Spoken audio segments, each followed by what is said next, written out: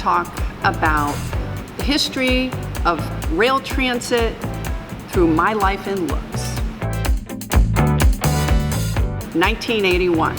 I was in high school, and I remember the day when former Associate Justice Sandra Day O'Connor was sworn in as the first female Supreme Court Justice.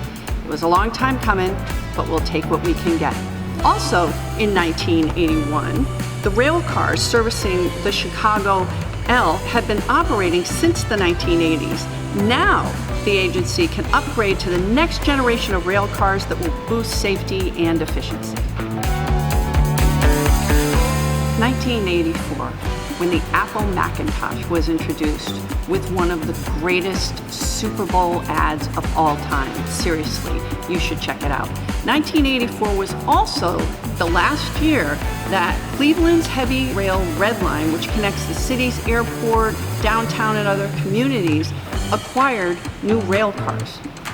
This will soon change, thanks to $130 million from the BIL, which will go towards building a fleet of transit vehicles for the entire rail system.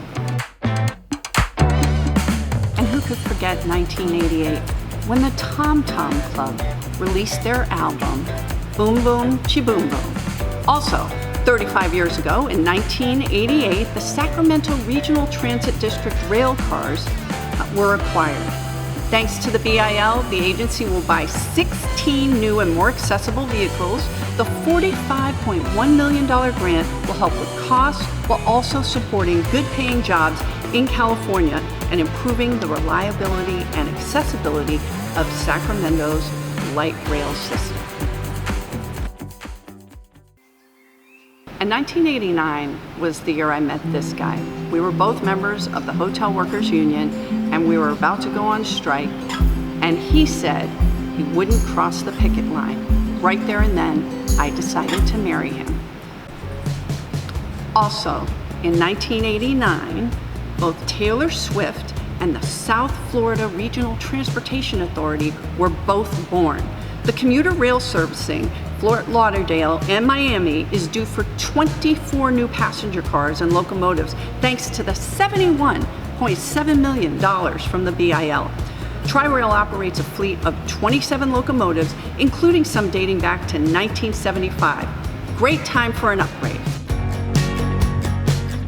In 1993, in an early version of Take Your Child to Work Day, I brought my then 8-month-old daughter to me to work in a bike shop. I really appreciated having an employer who was so accommodating that allowed me to work and also bring my child to work so I could care for her. In 1993, the St. Louis Metrolink acquired 31 light rail cars. While exceptional maintenance has kept 25 of those cars in use, they're quickly approaching the end of their useful life. Thanks to $196.2 million, a grant from the BIL, Metrolink is looking to replace up to 48 of their aging light rail vehicles with new cars. It's very exciting. Finally, 1999. My husband and I packed up our 2 kids, our cat and a dog, and moved out to Oregon for a job in a worker-owned cooperative making bicycle trailers. We moved out for the quality of life and the quality of the education system, and we've never looked back.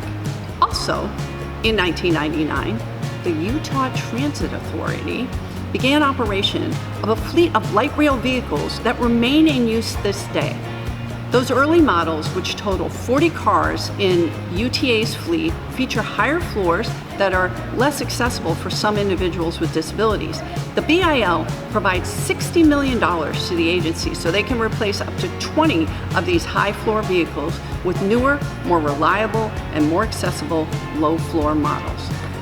Thank you for joining us for My Life in Looks and being as excited about transit as I am.